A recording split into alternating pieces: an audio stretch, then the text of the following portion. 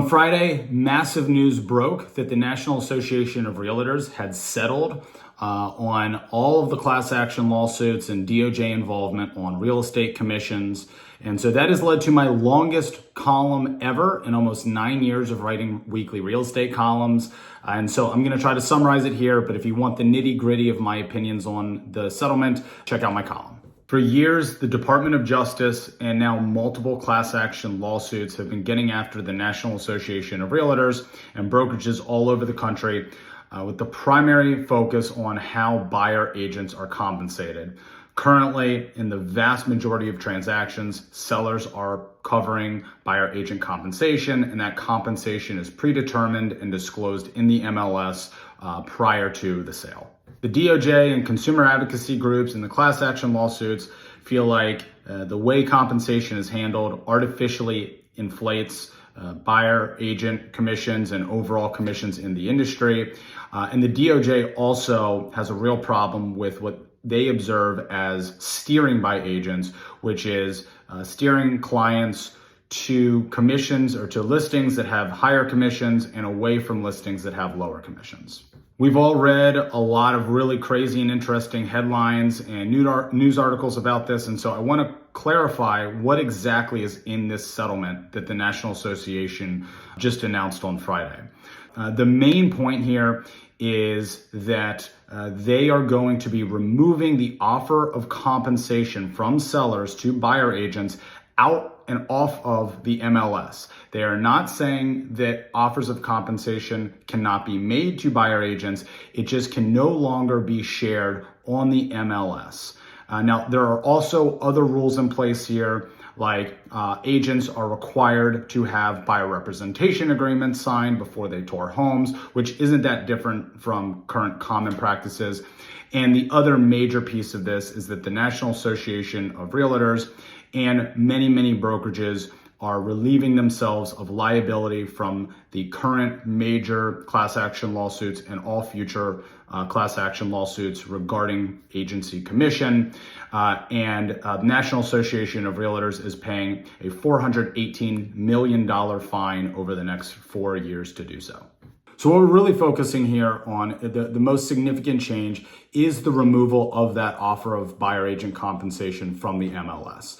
What the DOJ and consumer advocacy groups and plaintiffs of the class action suits are seeking is for buyers and buyer agents to be negotiating between themselves on what the buyer agent commission is going to be.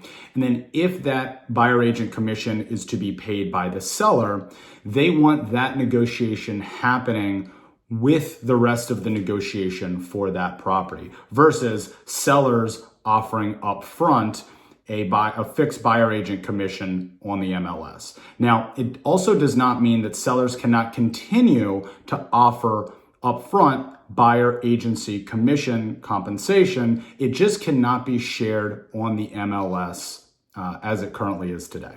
So once this rule is implemented, for buyer agents to be paid, they'll have to reach an agreement with their clients that says that the buyer will support them in negotiating to have their commission paid with the seller if it's not already being offered, or that buyer will commit to paying their agent's commission if the seller does not make any payments towards that compensation.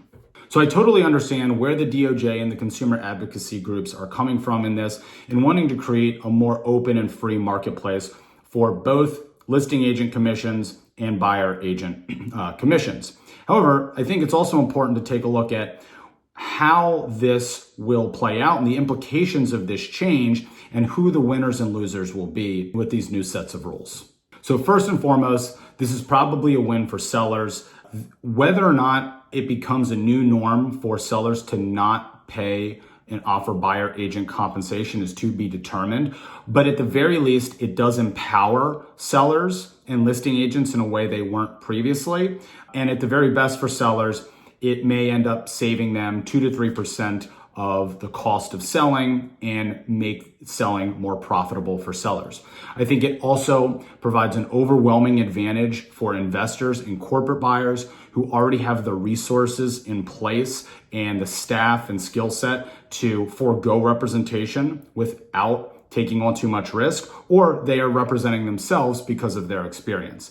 And then I think that it also is a significant competitive advantage for well-funded buyers who are in a position where they can buy the home they want and pay for quality buyer representation if they choose to have it. On the other side of this is really all of the other buyers in the marketplace. So this is going to be first-time home buyers, VA home buyers, buyers that are using FHA programs or other programs for low down payments or for folks who have low credit scores, as well as really just anybody who needs representation and advocacy in their purchase, but does not have the funds available to guarantee that their agent and representative will be paid at the end of the transaction if the seller does not cover that compensation.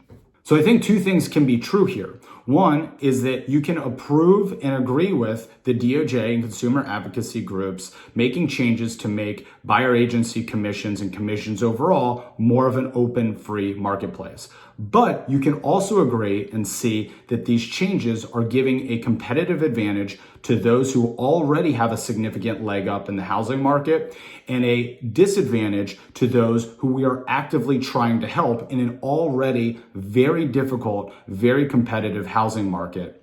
And I think that this is a real problem that the industry and the folks that are part of this need to work to solve. The big question here is whether or not this change will result in a shift in the current default of sellers paying buyer agency compensation, and two, a model where sellers by default are not offering anything and everything becomes negotiable between buyers, their agent, and buyers, their agent, and the seller. Personally, I don't think the justification for sellers covering buyer agency compensation has changed much as a result of this rule. The rule simply states that offer of compensation has to be taken off of the MLS. Previously, while that field and offer of compensation field was required, there was nothing preventing you from putting $0 or $1 in that field and effectively offering nothing. But that is not what most sellers and their agents representing them chose to do to maximize the results of their sale. And that's ultimately the question here. Will sellers have a better chance at a successful sale and maximizing their results by continuing to pay buyer agency compensation or not offering anything and asking for buyers and their agents to come and ask for it at the point of negotiations? And lastly, we look at what does this change mean for realtors. It is true that in the current commission structure, there are a lot of agents who are able to pick up a few deals per year representing buyers who aren't really paying attention to the value that those agents are bringing and look at them as a free service to open doors and write some contracts. But if buyer agents now have to prove their value to buyers because the buyers ultimately need to back them in getting paid, it will raise the bar and raise the standard for real estate agent service, especially on the buyer representation side. A higher level of service is a good thing for everybody. It's a good thing for consumers and it's a good thing for realtors.